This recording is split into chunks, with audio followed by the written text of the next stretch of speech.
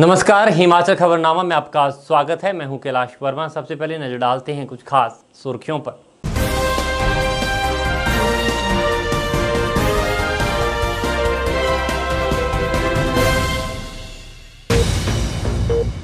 प्रधानमंत्री नरेंद्र मोदी ने प्रदेश के कोरोना योद्धाओं, स्वास्थ्य कर्मियों और लाभार्थियों से वीडियो कॉन्फ्रेंसिंग के माध्यम से किया वैक्सीन संवाद।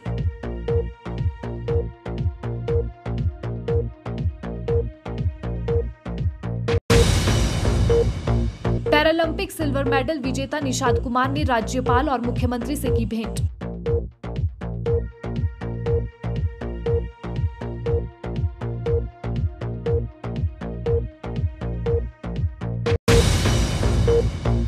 शिमला के जूरी में एनएच पर पहाड़ी से भारी भूस्खलन, देश दुनिया से कटा किन्नौर।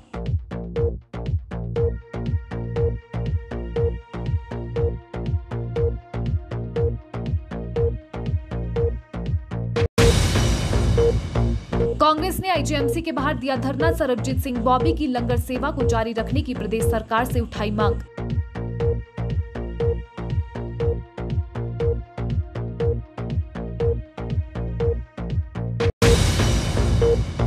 आईजीएमसी में सरबजीत सिंह बॉबी लंगर विवाद पर एमएस डॉक्टर जनकराज ने की मैजिस्ट्रेट जांच की मांग।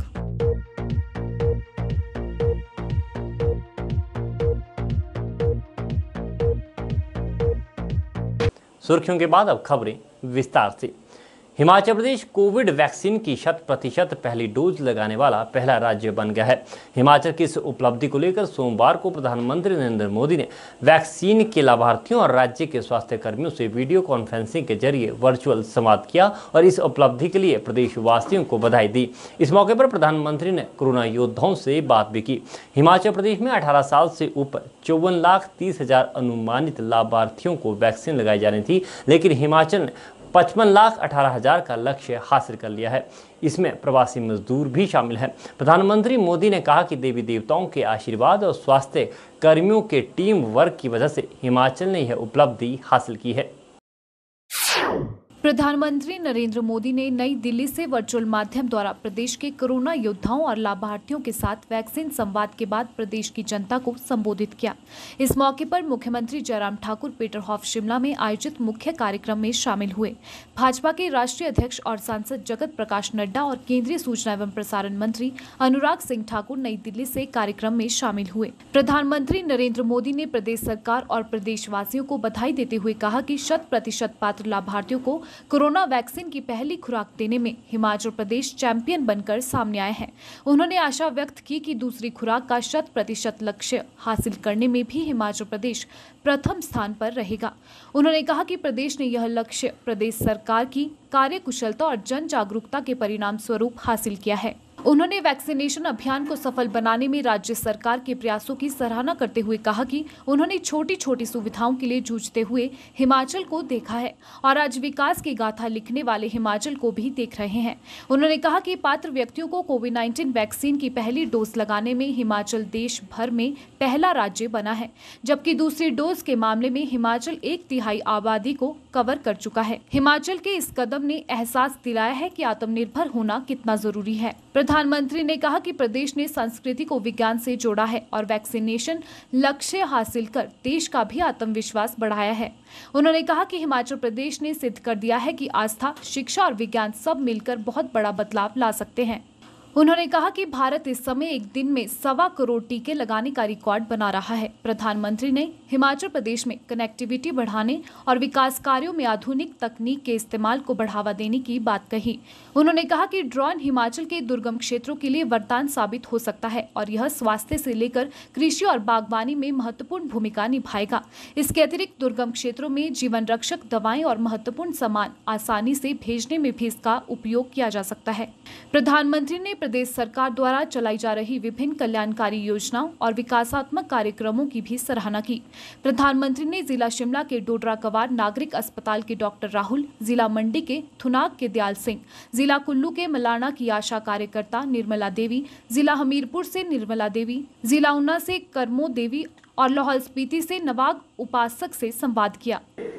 हिमाचल ने सबसे तेज टीकाकरण, टीके की वेस्टेज के बिना ये बहुत बड़ी बात है। इस काम को सुनिश्चित किया है।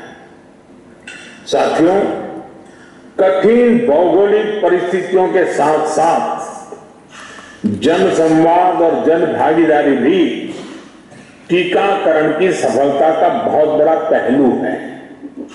हिमाचल में तो पहाड़ के इर्द गिर्द बोलियां तक पूरी तरह से बदल जाती है। ज्यादातर हिस्सा ग्रामीण है, जहां आस्था जीवन का एक अटूट हिस्सा है। जीवन में देवी देवताओं की भावात्मक उपस्थिति है। थोड़ी देर पहले कुल्लू जिला के मलाना गांव की बात यहां हमारी बहन से ने बताई। मलाना ने लोकतंत्र को दिशा देने में, ऊर्जा देने में हमेशा से अहम भूमिका निभाई है। वहां की टीम ने विशेष कैंप लगाया, स्टार्स पेन से टीके का बॉक्स पहुंचाया और वहां के देव समाज से जुड़े महत्वपूर्ण व्यक्तियों को विश्वास में लिया। जन भागीदारी और जन संवाद की ऐसी रणनीति शिमला के डोडरा-कार, कांगड़ा के छोटा बड़ा, भंगाल, किन्नौर, लाहौल-स्पीति और पांगी भरमौर जैसे हर दुर्गम क्षेत्र में भी काम आई। साथियों, मुझे खुशी है कि लाहौल-स्पीति जैसा दुर्गम जिला हिमाचल में भी 100% पहली डोज देने में अग्रणी रहा है। ये वो क्षेत्र हैं जो अटल टनल बनने से पहले महीनों महीनों तक देश के बाकी हिस्सों से कटा रहते थे। आस्था, शिक्षा और विज्ञान मिलकर कैसे जीवन बदल सकते हैं, ये हिमाचल ने बार बार कर दिखाया है। हिमाचल वासियों ने किसी भी अफवाह को, किसी भी अपप्रचार को टिकने नहीं दिया। हिमाचल इस बात का प्रमाण है कि देश का ग्रामीण समाज किस प्रकार दुनिया के सबसे बड़े और सबसे तेज टीकाकरण अभियान को सशक्त कर रहा है। इस अवसर पर मुख्यमंत्री जयराम ठाकुर ने प्रधानमंत्री का स्वागत करते हुए प्रदेशवासियों से संवाद के लिए आभार व्यक्त किया। उन्होंने कहा कि प्रधानमंत्री नरेंद्र मोदी के कुशल नेतृत्व और दूरदृष्टि के कारण भारत ने वैश्विक महामारी कोरोना से निपटने के लिए वैक्सीन का सफल उत्पादन किया है। इन्हीं प्रयासों के फलस्वरूप हिमाचल प्रदेश ने कोविड वैक्सीनेशन अभियान के तहत अपनी 100% आबादी को पहली डोज देने का लक्ष्य प्राप्त कर लिया है। उन्होंने कहा कि वैक्सीनेशन केंद्र स्तर तक की स्वास्थ्य टीमों को विशेष रूप से जीरो वेस्टेज के बारे में प्रशिक्षण दिया गया, जिसके परिणाम स्वरूप प्रदेश में वैक्सीन की जीरो वेस्टेज सुनिश्चित हो पाई। उन्होंने कहा कि प्रधानमंत्री नरेंद्र मोदी के कुशल मार्गदर्शन और केंद्र सरकार के सहयोग से प्रदेश सरकार ने कोरोना महामारी के दौरान भी अर्थव्यवस्था को सुचारू बनाए रखा और वैक्सीनेशन अभियान की गति को कम नहीं होने दिया। इस कार्यक्रम का प्रदेश के सभी जिलों में 135 LED के माध्यम से सीधा प्रसारण किया गया। आदरणीय प्रधानमंत्री नरेंद्र भाई मोदी जी का देवभूमि हिमाचल प्रदेश की ओर से और हिमाचल प्रदेश सरकार की ओर से इस वर्चुअल कार्यक्रम में जुड़कर हार्दिक अभिनंदन और स्वागत करते हैं। हिमाचल वासी सौभाग्यशाली है कि आपका स्नेह, आपका प्यार सदैव हिमाचल प्रदेश के लोगों को मिलता रहा। कोविड के संकट में हिमाचल एक पहाड़ी प्रदेश ने बहुत बेहतर ढंग से काम करने की कोशिश की। जब एक बात बड़ी स्पष्ट हो गई कि इस बीमारी का कोई इलाज नहीं है, वैक्सीन एक बहुत कारगर उपाय है इस वायरस से बचने के लिए, उस दृष्टि से जिस प्रकार से आपने राष्ट्र को संबोधित करते हुए आग्रह किया कि वैक्सीन लगाने के इस अभियान में सहयोग करें, हमने निश्चय कर दिया उसी दिन कि हिमाचल प्रदेश अपनी बहुत महत्वपूर्ण भूमिका निभाते हुए हमारे कोरोना वॉरियर्स, हमारे हेल्थ केयर वर्कर्स सब मिलकर के इस अभियान को पूरा करने के लिए जी जान से जुटेंगे और हम उस काम में लगे। हमारे हेल्थ वर्कर्स ने बहुत मेहनत करके काम किया और काम करने के साथ इस लक्ष्य को सुनिश्चित किया कि हम पूरे देश भर में आगे चल रहे हैं वैक्सीन के अभियान में, हम इसमें पीछे मुड़ करके देखेंगे नहीं। चाहे वैक्सीन को 100% 18 साल से ऊपर की आयु को उस लक्ष्य को पूरा करने की बात थी, चाहे जीरो वेस्टेज की बात थी, इन दोनों लक्ष्यों पर हिमाचल प्रदेश आगे बढ़ करके काम किया।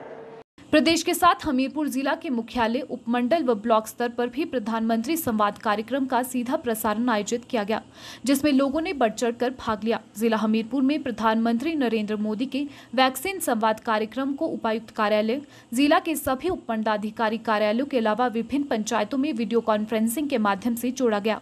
साथ ही जिला के विभिन्न क्षेत्रों में 10 बड़ी LED स्क्रीन स्थापित की गई, ताकि आम जनता भी प्रधानमंत्री के कार्यक्रम को देख सके। इस मौके पर हमीरपुर के टाउन हॉल में विधायक नरेंद्र ठाकुर ने जनता के साथ बैठकर संवाद कार्यक्रम को देखा। हिमाचल प्रदेश में सभी लोगों को पहली जो वैक्सीन थी वो डोज लग चुकी है और हिमाचल प्रदेश हिंदुस्तान में सभी स्टेट्सों से नंबर 1 पर है। ये मैं इसका सारा श्रेय जो है प्रदेश के मुख्यमंत्री श्री जयराम जी को, व हेल्थ डिपार्टमेंट व बाकी सभी ऑर्गेनाइजेशंस को जो इस हेल्थ सर्विसेज के मामले में जुड़ी हैं, इनको देना चाहूँगा। माननीय मोदी जी ने स्पेशल हिमाचल प्रदेश को प्रथम आने पर यह प्रोग्राम रखा था और उन्होंने भी हिमाचल प्रदेश के मुख्यमंत्री व सभी ऑर्गेनाइजेशन का सबको धन्यवाद भी किया व अपनी तरफ से शुभकामनाएं भी दी। ये हिमाचल प्रदेश के लिए बहुत बड़ी बात है। वहीं बिलासपुर में भी प्रधानमंत्री नरेंद्र मोदी के वर्चुअल वैक्सीनेशन संवाद में प्रदेश के कैबिनेट मंत्री राजेंद्र गर्ग ने स्वास्थ्य कार्यकर्ताओं के साथ बचत भवन घुमारवीं में LED स्क्रीन पर सीधा प्रसारण देखा।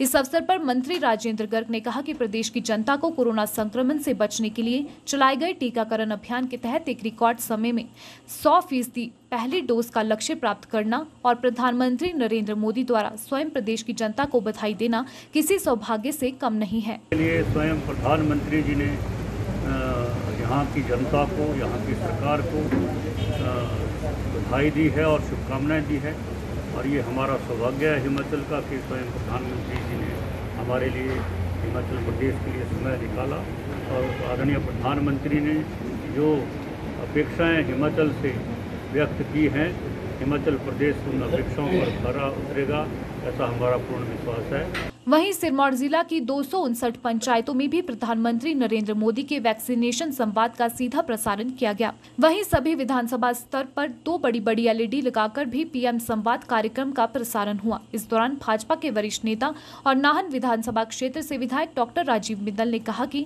हिमाचल प्रदेश ने विपरीत परिस्थितियों के बावजूद भी अपने लक्ष्य को सबसे पहले हासिल किया है, जिसके लिए PM ने प्रदेशवासियों को बधाई दी। उन्होंने कहा कि प्रधानमंत्री द्वारा प्रदेश को भविष्य में भी हर संभव सहयोग का आश्वासन दिया गया है।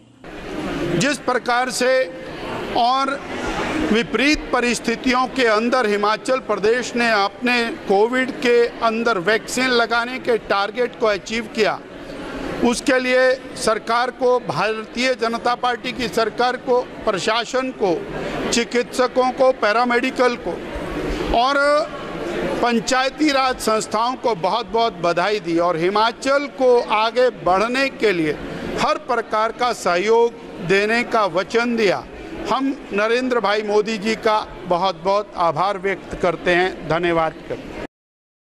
राज्यपाल राजेंद्र विश्वनाथ आर्लेकर ने टोक्यो पैरालंपिक में भारत को ऊंची कूद में रजत पदक दिलाने वाले ऊना जिला के निषाद कुमार को राजभवन में सम्मानित किया। इस अवसर पर निषाद के माता पिता, कोच और बहन भी उपस्थित थी। बातचीत के दौरान राज्यपाल ने कहा कि निषाद ने अपनी प्रतिभा का उत्कृष्ट प्रदर्शन कर अपनी काबिलियत को तो सिद्ध किया ही है, साथ ही देश के गौरव को भी ऊंचा किया है। उन्होंने कहा कि उनके पदक की चमक विशेषकर हिमाचल प्रदेश के खिलाड़ियों के लिए आशा की किरण बनी है। उन्होंने सिद्ध किया है कि कड़ी मेहनत, जज्बा और कुछ करने का इरादा बुलंद हो तो कोई भी बाधा लक्ष्य प्राप्ति से रोक नहीं सकती। राज्यपाल राजेंद्र विश्वनाथ आर्लेकर ने राजभवन में टोक्यो पैरालंपिक में भारत को ऊंची कूद में रजत पदक दिलाने वाले ऊना जिले के निषाद कुमार को सम्मानित किया। इस अवसर पर निषाद के माता पिता, कोच और बहन भी उपस्थित थे। इस दौरान राज्यपाल से मुलाकात के बाद निषाद ने प्रदेश सरकार और प्रदेशवासियों से मिले सम्मान के लिए उनका आभार जताया। आज मैं शिमला में आया हूँ, गवर्नर सर से मिला हूँ, तो मुझे बहुत अच्छा लग रहा है। सर ने ऑनर किया, मुझे सम्मानित किया, तो बहुत खुशी हो रही है मुझे, और आगे भी सर ने कहा कि आप देश के लिए खेलें, हिमाचल के लिए खेलें और पदक जीतोगे आप, तो बहुत खुशी हो रही है मुझे यहाँ कर। वहीं निषाद की माता पुष्पा देवी ने बेटे की उपलब्धि पर खुशी जताई और खेल मंत्री अनुराग सिंह ठाकुर व मुख्यमंत्री जयराम ठाकुर का निषाद को सम्मानित करने के लिए धन्यवाद किया। वहीं उन्होंने प्रदेश सरकार से निषाद को नौकरी दिए जाने की भी गुहार लगाई। बहुत खुशी है, हमारे बेटे ने देश और प्रदेश का नाम, अपने हिमाचल का नाम बड़ा रोशन किया है। हमारे सेंट्रल गवर्नमेंट अनुराग ठाकुर ने बहुत मदद की है, तो सीएम साहब ने हमारे बेटे को 1 करोड़ की घोषणा की है। मेरे को बहुत खुशी है कि अपने मेरे गरीब बेटा था, जितने सीएम साहब ने इतनी बड़ी मदद दी है, तो मैं यही चाहती हूँ सीएम और अनुराग ठाकुर जी से मेरे बेटे को अच्छी सी जॉब दें। प्रदेश के सबसे बड़े अस्पताल आईजीएमसी में पिछले 7 वर्षों से लंगर चला रहे सर्वजीत सिंह बॉबी के समर्थन में राजनीतिक, धार्मिक और शहर के विभिन्न सामाजिक संगठन उतर आए हैं। कांग्रेस खुलकर सर्वजीत का समर्थन कर रही है। कांग्रेस सेवा दल यंग ब्रिगेड के बैनर तले विभिन्न संगठनों ने आईजीएमसी अस्पताल के बाहर धरना प्रदर्शन कर अस्पताल प्रबंधन के खिलाफ खूब नारेबाजी की। वहीं गुरुद्वारा श्री गुरु सिंह सभा के बैनर तले शहर के विभिन्न सामाजिक और धार्मिक संस्थाओं ने भी बाकायदा प्रेस कॉन्फ्रेंस कर सरकार और अस्पताल प्रबंधन से सर्वजीत सिंह बॉबी को लंगर सेवा जारी रखने की अनुमति देने का आग्रह किया है। कांग्रेस ने आईजीएमसी में सर्वजीत सिंह बॉबी के लंगर बंद करवाने की कार्रवाई को दुर्भाग्यपूर्ण और राजनीति से प्रेरित करार दिया है। आईजीएमसी में चल रहा लंगर विवाद अब तूल पकड़ता जा रहा है। कांग्रेस, युवा कांग्रेस के साथ साथ अब शिमला शहर की विभिन्न सामाजिक और धार्मिक संस्थाएं आईजीएमसी में पिछले लगभग 7 वर्षों से लंगर सेवा कर रहे सर्वजीत सिंह बॉबी के समर्थन में खुलकर आगे आ गई है। सेवा दल यंग ब्रिगेड ने जहां एक और आईजीएमसी के बाहर धरना प्रदर्शन कर इस पूरे प्रकरण में अस्पताल प्रबंधन पर सवाली निशान उठाए, वहीं यूथ कांग्रेस और गुरुद्वारा श्री गुरु सिंह सभा की अगुवाई में शहर की विभिन्न सामाजिक और धार्मिक संस्थाओं ने बाकायदा प्रेस कॉन्फ्रेंस कर सरकार और अस्पताल प्रबंधन से सर्वजीत सिंह बॉबी को लंगर सेवा जारी रखने की मांग की है। युवा कांग्रेस, सेवा दल यंग ब्रिगेड और सामाजिक और धार्मिक संस्थाओं से जुड़े लोगों का कहना है कि सर्वजीत सिंह बॉबी 7 सालों से आईजीएमसी अस्पताल में गरीब लोगों को खाना खिलाने का पुण्य कार्य कर रहे थे, लेकिन अब उन्हें सामाजिक षड्यंत्र के तहत हटा दिया गया है। उन्होंने आरोप लगाया कि अस्पताल प्रशासन तानाशाही तरीके से काम कर रहा है। पिछले कई सालों से सर्वजीत सिंह बॉबी लंगर चला रहे थे, लेकिन अब प्रशासन को यह अवैध नजर क्यों आ रहा है? यदि अवैध कब्जा किया था तो उसी समय हटाना चाहिए था। उन्होंने कहा कि कोविड के दौरान सरकार आम लोगों की मदद नहीं कर पाई, तो वहीं सर्वजीत सिंह बॉबी ने शहर भर में लोगों को निःशुल्क खाना मुहैया करवाया। इसके अलावा वो अस्पताल में निःशुल्क एम्बुलेंस सेवा दे रहे हैं। ऐसे में उन्होंने मुख्यमंत्री और स्वास्थ्य मंत्री से सर्वजीत सिंह बॉबी को लंगर सेवा जारी रखने की अनुमति देने का आग्रह किया और चेताया कि अगर ऐसा नहीं किया जाता है तो वे आंदोलन करने के साथ ही भूख हड़ताल करने से भी पीछे नहीं हटेंगे। लेकिन लंगर सेवा को बंद ना कीजिए, लंगर सेवा बंद नहीं होगी। आप खुद ही तानाशाही रवैये पे आ रहे हैं। किस तरह से आप सामान बाहर फेंक रहे हैं। जब आपको ऐसा लगा इस पे जो सर्वजीत बॉबी है उनके पीछे पूरी जनता खड़ी है, पूरे उस सेवा को चलाना चाहती है, तो तब आपने परमिशन दी। उनको 1 हफ्ते की मोहलत दी गई है अभी कि 1 हफ्ते में आपको ये खाली करना पड़ेगा। लेकिन मैं उनको बता दूं ये खाली कभी नहीं होगा। मैं डॉक्टर जनक आपको ये बताना चाहता हूं कि आप इंसानियत के तौर पे आप भी एक इंसान है, आपके भी रिश्तेदार और कोई लोग आते होंगे। हो सकता है हम सबके पास इतना फंड्स हो कि हमें हम यहाँ पे लंगर सेवा ना लेते हों, लेकिन लाखों लोग, हजारों लोग जो प्रदेश में हैं, लंगर तो चल रहा है अभी चल रहा है। लेकिन परसों जो सामान उनका फेंका गया, उनको 1 हफ्ते का टाइम दिया गया। आपको गलत लग रहा है? इतने सालों से गलत नहीं लगा।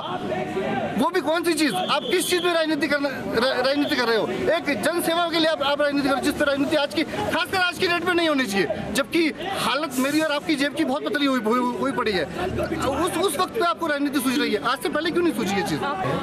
जो परसों आईजीएमसी प्रशासन की तरफ से कार्रवाई हुई है, गुरु का लंगर है, व्यक्ति विशेष का लंगर नहीं था, गुरु का लंगर था, जो बंद किया गया है उसकी हम कड़ी निंदा करते हैं। हमारा प्रशासन से और सरकार से यही आग्रह रहेगा कि इस लंगर को दोबारा रिस्टोर किया जाए, क्योंकि ये मानवता की सेवा है। वहाँ पे जो अटेंडेंट्स जो आते हैं पेशेंट्स के साथ, जो उनको खाना नहीं मिलता, उनकी मदद ही हो रही थी और बड़े सालों से चल रहा था। हमारा प्रशासन से अनुरोध यही रहेगा कि इसको जरूर चलाया जाए और इसको कंटिन्यू किया जाए। जिस तरीके से इस लंगर सेवा को बंद करने का जो तरीका था, उसका युवा कांग्रेस कड़े शब्दों में विरोध करती है और आने वाले समय में कांग्रेस सर्वजीत बॉबी जी के पक्ष में कड़े से कड़ा विरोध प्रदर्शन करेगी और अगर आवश्यकता पड़ी तो हम मुख्यमंत्री आवास का घेराव करने से भी पीछे नहीं हटेंगे। वहीं आईजीएमसी में पिछले लगभग 9 माह से लंगर सेवा कर रहे Naufal welfare and charitable society के अध्यक्ष गुरमीत सिंह ने इस पूरे मामले से खुद को अनभिज्ञ बताते हुए मामले को बेवजह तूल दिए जाने की बात कही। जैसा कि आप मुझे बता रहे हैं कि सरबजीत सिंह बॉबी जी ने कहा है कि मैं 7 साल से लंगर चला रहा हूं और इसमें कोई राजनीति करी गई है, तो मेरा सिर्फ इतना ही कहना है कि मुझे इस बारे में कोई जानकारी नहीं है। और आईजीएमसी शिमला के अंदर अभी तक जो लंगर बंद की बात सामने आ रही है, अभी तक हमारी जानकारी में ऐसा कुछ नहीं है कि लंगर व्यवस्था बंद हो गई हो या कोई भी लंगर वहाँ पे जो है वो सुचारू रूप से ना चल रहा हो, या किसी भी तरीके से जो वहाँ पे आने वाले लोग हैं दूर पार से हिमाचल प्रदेश की जनता को किसी भी प्रकार से लंगर के लिए कैंटीन में जाके 100-200 रुपये का लंगर खाना पड़ रहा हो। अपनी इच्छा से कोई जाके खा रहा है कैंटीन में एक अलग बात है, बट लंगर ना होने के कारण ऐसा नहीं है कि किसी को कैंटीन में जाके खाना पड़ रहा है और लंगर जो है वहाँ पे सुचारू रूप से चल रहा है। बहरहाल लंगर को लेकर उपजे इस विवाद के पीछे क्या कारण रहे हैं, यह एक पहेली बना हुआ है। वहीं आईजीएमसी के एमएस डॉक्टर जनकराज ने भी इस संबंध में एक प्रेस कॉन्फ्रेंस के दौरान कहा कि सरबजीत सिंह बॉबी का लंगर आईजीएमसी की संपत्ति पर चल रहा है। उन्होंने आरोप लगाया कि लंगर में बिजली और पानी का इस्तेमाल चोरी से किया जा रहा है। एमएस ने बताया कि लंगर को बंद नहीं किया गया है, यह मरीजों के लिए अभी भी चल रहा है, कोई भी मरीज भूखा नहीं है। उन्होंने कहा कि अवैध तरीके से चल रहे लंगर को नियमित रूप से चलाने के लिए यह प्रक्रिया चलाई जा रही है। एमएस ने कहा कि सभी संस्थाओं का एक लेखा जोखा होता है जिसमें डोनेशन से आने वाले पैसों का हिसाब किताब होता है। उन्होंने लोगों से अपील की है कि जिन्होंने भी बॉबी के लंगर को डोनेशन दिया है उसके बारे में जानकारी ले, उनका पैसा कहां कितना खर्च हुआ। एमएस ने बताया कि इस मामले में प्रशासन की ओर से समय समय पर बॉबी को नोटिस जारी कर इस मामले में जवाब तलब किया गया है। बावजूद इसके बॉबी ने उसे दरकिनार कर दिया और अवैध कब्जे पर लंगर चलाते रहे। एमएस ने कहा कि सरबजीत सिंह बॉबी टेंडर प्रक्रिया से आए हैं, उनका स्वागत है, लेकिन आईजीएमसी की संपत्ति पर अवैध कब्जा बर्दाश्त नहीं होगा। ऐसे में आईजीएमसी प्रशासन द्वारा लंगर अवैध बताकर खाली करवाने के निर्देश देने के बाद प्रशासन ने अब उच्च स्तरीय मैजिस्ट्रेट जांच की मांग की है। अस्पताल की संपत्ति पर गैर कानूनी तरीके से कब्जा करना, उस पर निर्माण करना, बिजली चोरी करना, पानी की चोरी करना, ये अपने आप में एक अपराध है, सबको जानकारी है और भारतीय दंड संहिता में इसका भी प्रावधान है। सरकार से किस तरह की मांग करेंगे इस विषय को लेकर? इस सारे विषय की स्टेटस रिपोर्ट हम सरकार को आज प्रेषित कर रहे हैं ताकि सारा का सारा मामला जो है वो सरकार के ध्यानात लाया जाए और आगामी कार्रवाई जो है वो सरकार और प्रशासन के निर्देशानुसार ही इसमें हम लोग करेंगे। क्या लंगर सेवा अभी चल रही है या बंद कर दी? लंगर सेवा मैं बार हम एक चीज़ कहते रहे हैं कि लोगों को मिल रहा मुफ्त भोजन, फ्री लंगर, इसमें कोई बदलाव नहीं हुआ है। केवल लंगर प्रबंधन को पारदर्शी तरीके से गैर कानूनी से बदलकर कानूनी तरीके से उसको चेंज किया गया। हिमाचल में सेब के गिरते दामों पर कांग्रेस और माकपा के बाद अब राष्ट्रीय लोकनीति पार्टी ने भी सरकार को आड़े हाथों लिया है। पार्टी के प्रदेश कन्वीनर डीएन चौहान ने आरोप लगाया कि सरकार बागवानों को लेकर नकारात्मक रवैया अपना रही है। उन्होंने कहा कि सरकार की बेरुखी के चलते बागवानों को आर्थिक नुकसान उठाना पड़ रहा है। उन्होंने कहा कि बागवानों की पूरी साल भर की मेहनत है, ऐसे में बागवानी मंत्री के क्रेट में सेब बेचने की बयानबाजी से बागवान हताश और परेशान है और बागवानों में सरकार के प्रति आक्रोश है। शिमला में आयोजित पत्रकार वार्ता के दौरान राष्ट्रीय लोकनीति पार्टी ने प्रदेश में पर्यटन क्षेत्र और रोजगारोन्मुखी शिक्षा को बढ़ावा दिए जाने की बात भी कही। बागवानों की सबसे ज़रूरी बात तो यह है कि अभी उनको तुरंत राहत की ज़रूरत है। इस सीज़न में काफ़ी कुछ लॉसेस बागवानों को उठाने पड़े, प्राइसेस बड़े कम मिले उनको और उसके कई सारे फैक्टर्स हैं, जिसमें से एक जैसे कहा गया है कि जो MIS में सेब खरीदा जा रहा है वो भी मार्केट में जा रहा है, जिसकी वजह से जो डिमांड एंड सप्लाई में मीन्स घटिया क्वालिटी का सेब भी, जो प्रोसेस ग्रेड का सेब भी मार्केट में आपको और रिटेल में बेचा जा रहा है टेबल पर्पज़ के लिए, वो एक रीज़न है। सरकार को चाहिए कि उसको ऐसी प्रैक्टिस को बंद करें और प्रोसेस के ऊपर ध्यान दें। सारा ये प्रोसेस ग्रेड का सेब है तो प्रोसेस होना चाहिए। एक तो ये है कि सरकार से निवेदन है कि इसको सख्ती से लागू करें और प्रोसेस ग्रेड का सेब सिर्फ प्रोसेस को करें, मार्केट में ना भेजें। रूरल एरिया में हमें सी स्टोर की सख्त ज़रूरत है अब मैं समझता हूँ कि हर पंचायत लेवल पर एक छोटा 250 या 500 मीट्रिक टन की कैपेसिटी का एक सीएस स्टोर होना चाहिए। सीएस स्टोर के लिए वो गवर्नमेंट की पूरा फंडेड होना चाहिए। अगर आप नहीं देते तो जब हमारी पार्टी आएगी हम तो जरूर करेंगे, ये स्कीम को जरूर लागू करेंगे। जिससे क्या होगा कि मार्केट में आप लोग जब प्राइस अच्छा नहीं मिल पा रहा है तो आप स्टोर में रख सकते हो उसको, अपने प्रोड्यूस को। आंदोलन की अगर जरूरत पड़ती है तो जरूर करेंगे, बागवानों का साथ देंगे।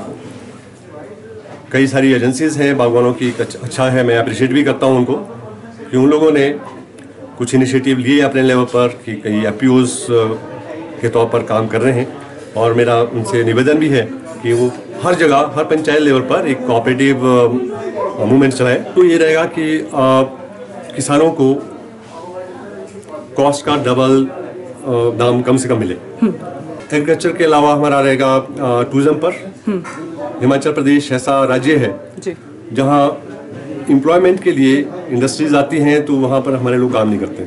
आपने देखा ही होगा, ये मध्य रोटी वाला कहीं नालागढ़ जाओ आप देखेंगे, ये जरूर है कि 70% रोजगार मिलना चाहिए हिमाचलियों को, लेकिन हिमाचल वासी वहाँ बड़े कम काम करते हैं या थोड़े दिन के लिए ज्वाइन करते हैं, उसके बाद छोड़ भी जाते हैं।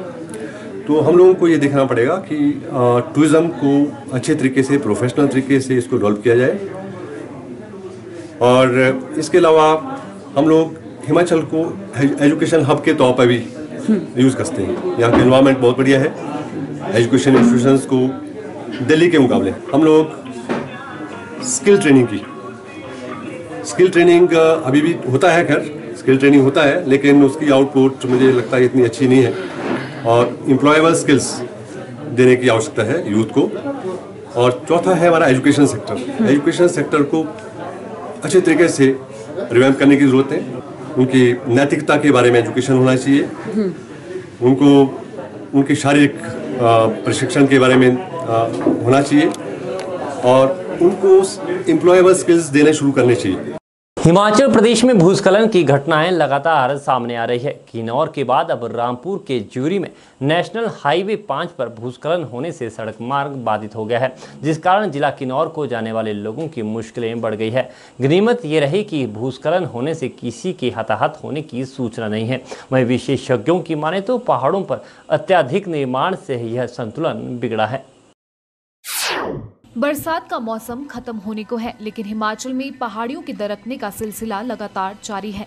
हिमाचल प्रदेश में किन्नौर के बाद अब रामपुर के ज्यूरी में पहाड़ दरका है। सोमवार सुबह करीब 9 बजे रामपुर के ज्यूरी में भारी भूस्खलन होने से राष्ट्रीय राजमार्ग 5 पूरी तरह से ठप हो चुका है, जिस कारण जिला किन्नौर को जाने वाले लोगों की मुश्किलें बढ़ गई हैं।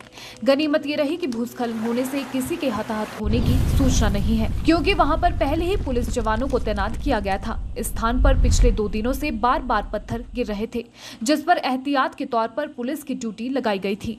हादसा इतना भयानक था कि आसपास के लोग चट्टाने व मलबा गिरते देख सहम गए। किन्नौर को जाने के लिए एकमात्र वाहन मार्ग होने के कारण यातायात पूर्ण रूप से ठप है। लोग जान जोखिम में डालकर पहाड़ी पर चढ़कर पैदल आवाजाही कर रहे हैं। जिला किन्नौर को जोड़ने वाली सड़क पर बार बार हो रहे लैंडस्लाइड से लोगों की दिक्कतें लगातार बढ़ती जा रही हैं। जिला के लोगों के लिए राष्ट्रीय राजमार्ग 5 एक बहुत ही महत्वपूर्ण सड़क है। एसडीएम रामपुर यादविंदर पॉल ने बताया कि सुबह से ही पत्थरों का गिरना शुरू हो गया था। इस कारण पुलिस को मौके पर तैनात कर दिया गया था। जैसे ही भारी चट्टानों के गिरने की सूचना मिली तो वे मौके पर पहुंचे और उसके बाद मार्ग को खोलने का कार्य आरंभ कर दिया गया है। उन्होंने कहा, संभावना है कि आज शाम तक मार्ग बहाल हो जाएगा। इसके लिए एनएचआई ने डिप्लॉय कर दिया है और यहाँ पे थोड़ी देर में ही वो पहुँचने वाली हैं। यहाँ पे स्थिति को देख के ऐसा लगता है कि शाम तक ये खुल जाना चाहिए। नेशनल हाईवे अथॉरिटी के एक्सेन के सुमन ने बताया कि करीब सुबह 9:15 बजे चट्टाने गिरी। उसके बाद तुरंत मार्ग खोलने के लिए मशीनरी मौके पर पहुंचाई गई। उन्होंने कहा कि दोनों ओर से अवरुद्ध मार्ग को खोलने के लिए मशीनरी लगाई गई है और कोशिश की जा रही है कि मार्ग को जल्द से जल्द बहाल कर दिया जाए। ये राष्ट्रीय उच्च मार्ग 5 ज्यूरी के पास सुबह बंद हुआ था। सूचना मिलते ही हम मौके पर पहुंचे। यहाँ पहले से स्लाइड आने के कारण हमारी मशीनरी ऑलरेडी यहाँ पर अवेलेबल थी। अभी जो है दोनों साइड से मशीनें लगाई गई है। एक साइड से जेसीबी विद ब्रेकर और दूसरे एंड से लोडर और डोजर लगा है, लेकिन जो बोल्डर्स का साइज़ काफ़ी बड़ा है स्लाइड में और ये लगभग 100 मीटर लेंथ में है, तो हमें इसको हटाने के लिए LNT और पोकलैंड की ज़रूरत महसूस हो रही है। तो हमने उसके लिए जो ज्यूरी वाला साइड है वहाँ 2 LNT मंगा ली है, थोड़ी देर में ही यहाँ पहुँचने वाली है। और किन्नौर वाली साइड से भी हमने एक LNT मंगा ली है। तो यहाँ जो मशीनरी लगी है उसके एडिशन में 3 LNT और यहाँ पहुँचेंगी और काम पर लगेंगी। तो मुझे उम्मीद है कि हैवी मशीनरी के पहुँचते ही शाम तक रोड बहाल कर दिया जाए। नाहन विधानसभा क्षेत्र से विधायक डॉक्टर राजीव बिंदल ने कहा कि राष्ट्रीय राजमार्ग 907A नाहन कुमारहट्टी को डबल लेन में तब्दील किया जाएगा। साथ ही नाहन शहर में भी केंद्र सरकार टनल बनाने पर विचार कर रही है। उन्होंने कहा कि एक बड़ा प्रोजेक्ट हाथ में लेते हुए केंद्र सरकार ने जहां राष्ट्रीय राजमार्ग 907A नाहन कुमारहट्टी को नाहन दो सड़का तक डबल लेन करने का निर्णय लिया है, वहीं इस प्रोजेक्ट में नाहन को टनल के जरिए बाईपास के साथ जोड़ना भी शामिल है। उन्होंने कहा कि केंद्र की NH अथॉरिटी ने कंसल्टेंसी कंपनी का टेंडर फ्लॉट किया है, जिस पर करीब 24 करोड़ की राशि खर्च की जाएगी। बिंदल ने कहा कि इन कार्यों को पूरा करने में काफी समय लगेगा, लेकिन इस दिशा में काम शुरू हो चुका है।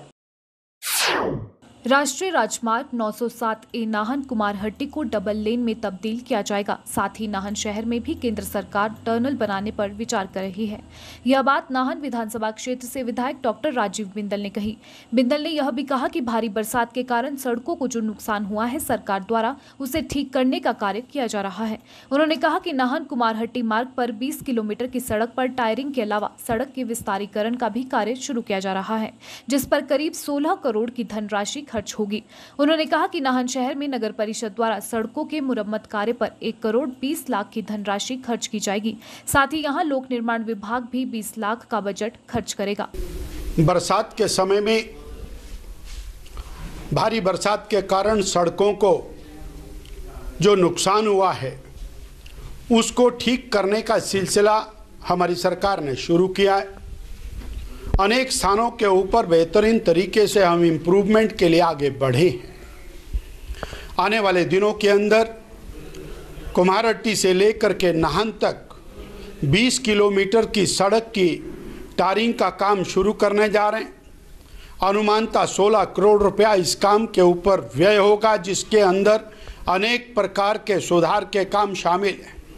स्थान स्थान के ऊपर सड़क को चौड़ा करने का काम, रिटेनिंग वाल लगाने का काम, यू शेप की नालियां बनाने का काम, और विशेष तौर पर नाहन से लेकर के बिरोजा फैक्ट्री और नाहन से लेकर के दुसड़का के बीच में जो काम किया है वो और इलाका वासियों के लिए एक बेहतर कार्य साबित होगा। इसी प्रकार से नगर पालिका क्षेत्र के अंदर आने वाली सड़कों रास्तों के सुधार के लिए नगर पालिका 1 करोड़ 20 लाख रुपए के लगभग के टेंडर करने जा रही है, और आने वाले 3 महीने के अंदर हमें वहां पर भी माकूल सुधार दिखाई देगा। PWD की जो सड़क नाहन शहर के अंतर्गत आती है उसमें भी लगभग 20 लाख रुपए का काम रिपेयर मेंटेनेंस का PWD के माध्यम से करने वाले हैं। नाहन विधानसभा क्षेत्र की अनेक सड़कों पे रिपेयर मेंटेनेंस, टारिंग इत्यादि का काम लोक निर्माण विभाग अगले महीने के अंदर करेगा। स्मार्ट सिटी धर्मशाला में अब सड़क किनारे रेहड़ी फहड़ी लगाने वाले लोगों पर नगर निगम सख्त हो गया है। यदि अब कोई व्यक्ति बिना लाइसेंस के सड़क किनारे रेहड़ी फहड़ी लगाता है तो नगर निगम द्वारा उनसे 2000 से 10,000 तक का जुर्माना वसूला जाएगा। नगर निगम धर्मशाला के महापौर ओंकार नेहरिया ने कहा कि यदि कोई व्यक्ति रेहड़ी फहड़ी लगाता है तो वह सड़क से कम 1 मीटर की दूरी पर होनी चाहिए। शहर में रेहड़ी फहड़ी लगाने के लिए उनका निगम में पंजीकरण होना भी अनिवार्य है। जितना भी अभी 2-1.5 साल से कोरोना का संक्रमण चला हुआ है, इसमें जो भी आदमी आ रहा हो वो मैक्लोडगंज धर्मशाला के सड़क पर बैठ जा रहा है। तो हमने तो इससे पहले भी प्लानिंग बनाई हुई है कि बेंडिंग जोन जो हमने बनाना है और सबको उस बेंडिंग जोन में बैठाना है। अब जो ये हो रहा है कुछ दिनों से कि जो भी आदमी आ रहा है एकदम सड़कें साथ ही बैठ जा रहा है, जिससे ट्रैफिक को और आम आदमी को चलने के लिए जो है वो दिक्कत हो रही है। तो हमने इसमें से ये फैसला लिया है कि आपके माध्यम से हमने लोगों को बताया कि जो पहली बार गलत काम करेगा उसको पहले 1000 रुपये और दूसरी बार 2000 और फिर 5000 रुपये जुर्माना का जो हमने समय मतलब रखा हुआ है। उसके बाद जो जिनके हमने लाइसेंस बनाए हुए हैं उनको भी हमने, वो भी अगर गलत काम करते हैं अपने हमारे जो रूल्स से बाहर जाते हैं तो उनको भी पहली बार 10,000 रुपये, पहली बार 5,000 रुपये और दूसरी बार 10,000 रुपये और तीसरी बार उनका लाइसेंस जो वो भी कैंसिल किया जाएगा। क्योंकि ये यहाँ पर टूरिस्ट प्लेस है धर्मशाला, और यहाँ पर ट्रैफिक भी काफ़ी ज़्यादा और लोग जो सड़कों पर बैठ रहे हैं, इसलिए हमने ये निर्णय लिया है। भारत सरकार और राष्ट्रीय महिला आयोग के अथक प्रयासों के बाद देश भर में महिला ग्राम सभा का आयोजन किया गया। साल के 9वें महीने यानी सितंबर महीने के पहले सप्ताह में आयोजित होने वाली इस महिला ग्राम सभा का मुख्य उद्देश्य महिलाओं को उनके अधिकारों के प्रति जागरूक करना है। शाहपुर हलके की तमाम पंचायतों में भी इस तरह से महिला ग्राम सभा का आयोजन किया गया। शाहपुर की पंचायत प्रधान उषा धीमान की अगुवाई में बसनूर पंचायत के तमाम महिला मंडलों, आशा वर्कर्स और आंगनबाड़ी कार्यकर्ताओं समेत सहायिकाओं ने भी शिरकत की। ग्राम सभा में केंद्र और राज्य सरकार द्वारा महिलाओं के उत्थान के लिए चलाई जा रही योजनाओं की विस्तार से चर्चा की गई। आज महिला ग्राम सभा थी और यहाँ महिला मंडल और पंचायत की महिलाएं जो बुलाई गई थी, सभी अलग अलग वार्डों की महिलाएं यहाँ आई और उनको आंगनबाड़ी वाली जो वर्कर्स हैं उन्होंने उनकी जो स्कीमें हैं जो सरकारी उनको मिलती हैं, स्कीमें जो महिलाओं को, उसके बारे में बताया गया कि कैसे गर्भवती महिलाओं को किस तरह से जब वो गर्भवती होगी तो कैसे फर्स्ट किस्त कैसे मिलेगी, दूसरी कैसे मिलेगी, तीसरी कैसे, इस तरह का सारा कुछ उन्होंने बताया इस बारे में। हाँ जी हाँ, कि अगर महिला का जो कुपोषण बच्चे होते हैं उनके लिए महिलाओं को जब प्रेग्नेंट होती हैं शुरू से ही अपने खान पान का ध्यान रखना चाहिए। जब महिला स्वस्थ होगी तो उनके बच्चे भी स्वस्थ होंगे। देश भर में कोविड वैक्सीनेशन की प्रथम डोज लगाने में अव्वल रहे हिमाचल को बधाई संदेश देने के लिए आयोजित वैक्सीन संवाद कार्यक्रम में जिला कांगड़ा भी जुड़ा और 35,000 के करीब लोगों ने सीधे लाइव टेलीकास्ट देखा। सुबह 11 से लेकर दोपहर 12 बजे तक आयोजित इस वैक्सीनेशन संवाद कार्यक्रम के लिए जिला प्रशासन की ओर से 813 पंचायतों के अलावा 40 अन्य संस्थानों में लाइव टेलीकास्ट दिखाने की व्यवस्था की गई थी, जिसमें धर्मशाला का राजकीय स्नातकोत्तर महाविद्यालय का सभागार भी शामिल रहा, जहां धर्मशाला के विधायक विशाल नहरिया भी मौजूद रहे। देश भर में कोविड वैक्सीनेशन की प्रथम डोज लगाने में अव्वल रहे हिमाचल को बधाई संदेश देने के लिए आयोजित वैक्सीन संवाद कार्यक्रम में जिला कांगड़ा भी जुड़ा और 35,000 के करीब लोगों ने सीधे लाइव टेलीकास्ट देखा। उपायुक्त कांगड़ा डॉक्टर निपुण जिंदल के मुताबिक हिमाचल को बधाई संदेश दिए जाने को लेकर वैक्सीन संवाद के जरिए प्रधानमंत्री नरेंद्र मोदी जुड़े थे। इस वैक्सीनेशन संवाद के जरिए उन्होंने लाभार्थियों के साथ साथ हेल्थ वर्कर से भी संवाद स्थापित करना था। उन्होंने बताया कि जिला में कार्यक्रम सफल रहा है और जिले भर के लिए पंचायतों के साथ साथ अन्य जगह पर भी लाइव टेलीकास्ट की व्यवस्था की गई थी। 35,000 लोगों ने सीधे लाइव टेलीकास्ट देखा है, जबकि अन्य यूट्यूब व अन्य माध्यमों से भी जुड़े रहे। आज माननीय प्रधानमंत्री महोदय ने, क्योंकि हिमाचल के अंदर फर्स्ट स्टेट है पूरे देश के अंदर जिसको फर्स्ट डोज की जो सैचुरेशन है वो अचीव कर ली है, तो इसकी बधाई देने के लिए भी और कुछ लोगों से जुड़ने के लिए भी जो बेनिफिशरीज़ हैं या फिर जो हेल्थ वर्कर्स जिनके अथाह जो प्रयत्नों के कारण ये संभव हो पाया, उनसे जुड़े थे आज माननीय प्रधानमंत्री महोदय। और ये वैक्सीन संवाद आज 11 से 12 बजे के बीच में किया गया। इसमें ज़िला कांगड़ा भी शामिल रहा और ऑलमोस्ट 860 लोकेशंस पे, जिसके अंदर 813 पंचायतें और बाकी मेजर लोकेशंस 46 लोकेशंस थी, वहाँ पे विभाग ने इंतज़ाम भी किए थे। वहाँ पे लोगों को इसका लाइव टेलीकास्ट भी दिखाया गया और जो माननीय प्रधानमंत्री महोदय के और माननीय मुख्यमंत्री महोदय के जो विचार थे वहाँ पे लोगों को उनके साथ साझा भी किया गया। लगभग जो हमारे यहाँ ज़िले के अंदर जो फिगर है वो इस समय 35,000 के लगभग लोग डायरेक्टली इस संवाद के साथ जुड़े हैं। इसके अतिरिक्त लोगों ने इसको डीडी न्यूज़ पे भी वॉच किया है और बाकी जो यूट्यूब पे जो टेलीकास्ट है उसको भी वॉच किया है। तो काफ़ी हद तक ये मैं कहूँगा ये जो कार्यक्रम है आज का सक्सेसफुल रहा। वहीं धर्मशाला के विधायक विशाल नहरिया ने कहा कि ये गौरव का पल है कि प्रधानमंत्री ने हिमाचल को देश भर में कोविड वैक्सीनेशन की पहली डोज को पूरा करने पर बधाई दी है। वहीं पीएम ने आह्वान किया कि दूसरी डोज लगवाना भी जरूरी है। इस अभियान को भी जल्द प्रदेश में पूरा कर लिया जाएगा। उन्होंने बताया 1/3 यानी 15 लाख से ज्यादा लोगों को दूसरी डोज प्रदेश में लगाई जा चुकी है। प्रदेश की भौगोलिक परिस्थितियां अलग होने के बावजूद स्वास्थ्य विभाग के हेल्थ वर्करों ने बढ़िया सेवाएं दी है और ये इसी का नतीजा है कि प्रथम डोज लगाने में हिमाचल देश भर में अव्वल रहा है। सबसे पहले तो मैं आदरणीय प्रधानमंत्री श्रीमान नरेंद्र मोदी जी का मैं धन्यवाद करना चाहता हूँ कि आज आपने हिमाचल वासियों को अपना आशीष दिया है, हम सभी को शुभकामनाएं दी। तदुपरांत माननीय मुख्यमंत्री जयराम ठाकुर जी को भी मैं बधाई देना चाहता हूं, क्योंकि उनके अथक प्रयासों से आज हिमाचल प्रदेश में कोविड वैक्सीन जो पहली डोज़ है वो बहुत तेज़ी से लगाएगी और पूरे देश में सबसे पहले हिमाचल प्रदेश में उसको पूरा भी कर लिया गया है। और इसके साथ साथ जिन्होंने कोविड वैक्सीन की पहली डोज़ लगा ली है उनसे भी प्रधानमंत्री नरेंद्र मोदी जी ने आह्वान किया है कि दूसरी डोज़ लगाना ज़रूरी है और जल्दी ही उसका अभियान भी पूरे हिमाचल प्रदेश में बहुत तेज़ी से चल रहा है और उसको पूरा भी कर लिया जाएगा, जिसमें 1/3 हम लोगों ने पूरा कर लिया। लगभग 15 लाख से ज़्यादा सेकंड डोज जो है हिमाचल प्रदेश में लग चुकी हैं और उसका अभियान भी ज़मीनी स्तर पे जो है बहुत तेज़ी से चल रहा है। शिमला के एक निजी विश्वविद्यालय द्वारा रिज मैदान पर रक्तदान शिविर का आयोजन किया गया। शिविर का शुभारंभ शहरी विकास मंत्री सुरेश भारद्वाज ने किया। शिविर में विश्वविद्यालय के छात्रों, शिक्षकों सहित स्थानीय लोगों ने भी स्वैच्छिक रक्तदान किया। इस अवसर पर शहरी विकास मंत्री सुरेश भारद्वाज ने रक्तदान के महत्व पर प्रकाश डाला। उन्होंने कहा कि रक्तदान महादान है और किसी व्यक्ति द्वारा दान किया गया रक्त खून की कमी से जूझ रहे किसी रोगी को नया जीवन दान दे सकता है और किसी की जिंदगी बचाना दुनिया में सबसे बड़ा महादान और पुण्य का कार्य होता है। किसी भी व्यक्ति की जान बचाना दुनिया में सबसे बड़ा जो है पुण्य का कार्य होता है।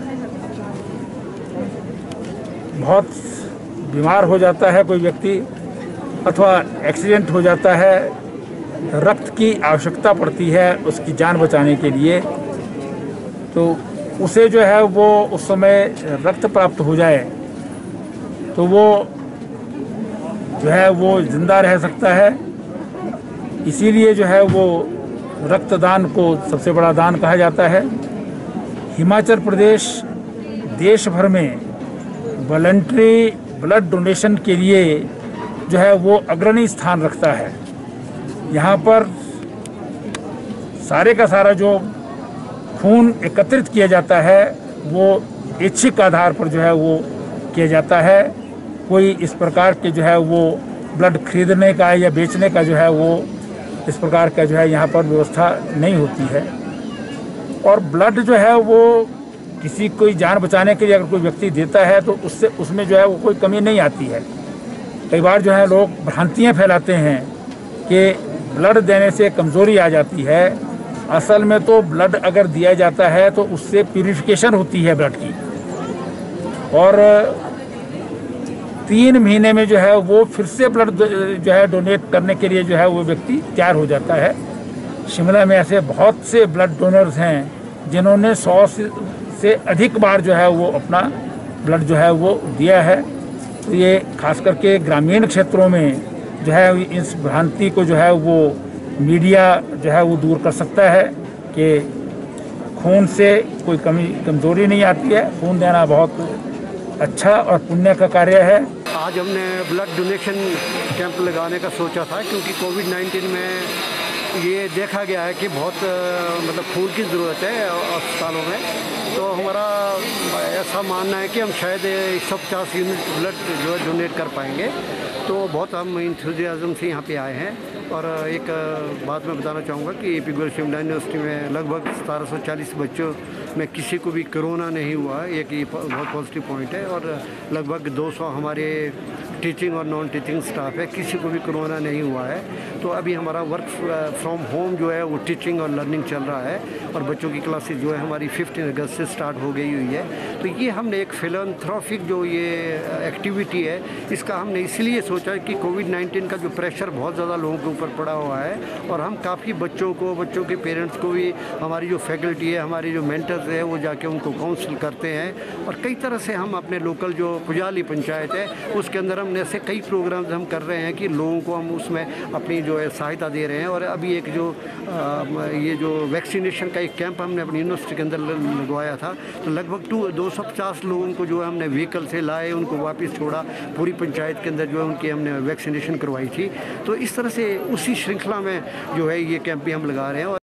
प्रधानमंत्री आवास योजना लोगों के लिए कारगर साबित हो रही है, जिससे कई निर्धन परिवारों के घर बनाने का सपना साकार हो रहा है और बड़ी संख्या में लोग योजना का लाभ उठा रहे हैं। इसी के तहत नाहन विधानसभा क्षेत्र से विधायक राजीव बिंदल ने नाहन नगर परिषद के तहत आने वाले योजना के लाभार्थियों को स्वीकृति पत्र प्रदान किए।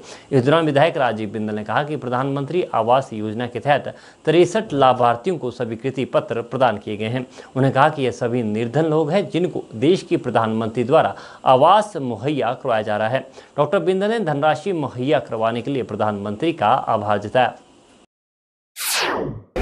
आज नाहन नगर पालिका के माध्यम से 63 ऐसे निर्धन अभावग्रस्त लोगों को माननीय नरेंद्र भाई मोदी जी के द्वारा मकान देने का काम किया गया है और उनको यह पेपर्स यहीं पर कार्यक्रम में दिए गए।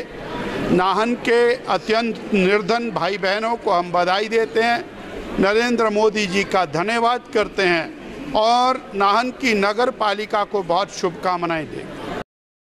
एनएसवाई ने जेईई मेन एग्जाम में कथित हेरफेर की सुप्रीम कोर्ट की निगरानी में जांच की मांग की है। जेईई मुख्य परीक्षा का पेपर लीक होने पर एनएसवाई कार्यकर्ताओं ने शिमला उपायुक्त कार्यालय के बाहर धरना प्रदर्शन किया और कहा कि ऐसी प्रतिष्ठित प्रवेश परीक्षा का पेपर लीक होना बच्चों के भविष्य के साथ खिलवाड़ है। छात्र नेताओं ने कहा कि ऐसी प्रतियोगी परीक्षाओं में बैठने वाले छात्र कई प्रकार की कठिनाइयों से जूझते हुए कड़ी मेहनत से तैयारी करते हैं। ऐसे में एनएसवाई ने सर्वोच्च न्यायालय की अध्यक्षता में एक टीम गठित कर जांच की मांग की है।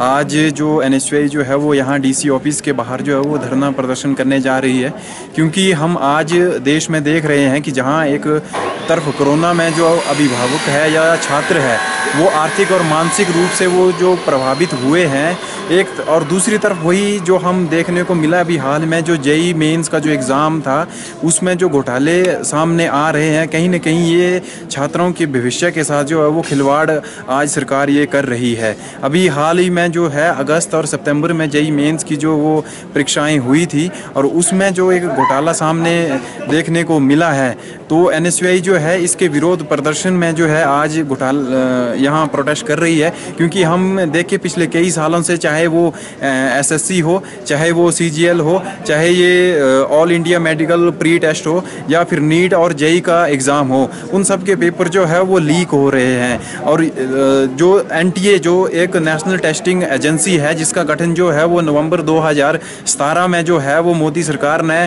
कैबिनेट की मंजूरी के बाद किया था, वो जो एग्ज़ाम जो है वो एनटीए करवाती है और कहीं ना कहीं जो एनटीए के ऊपर जो है वो सवालिया निशान जो है आज पैदा होते हैं। और एनएसवाई ये डिमांड कर रही है कि इसमें जो ये घोटाले आज देखने को मिले हैं, इसमें सुप्रीम कोर्ट के जो जज है उनकी अध्यक्षता में जो है वो कमेटी बनाई जाए और उनकी छानबीन जो है वो प्रॉपर की जाए और जो दोषी है उनको सजा दी जाए। हिमाचल खबरनामा के इस अंक में इतना ही। नमस्कार।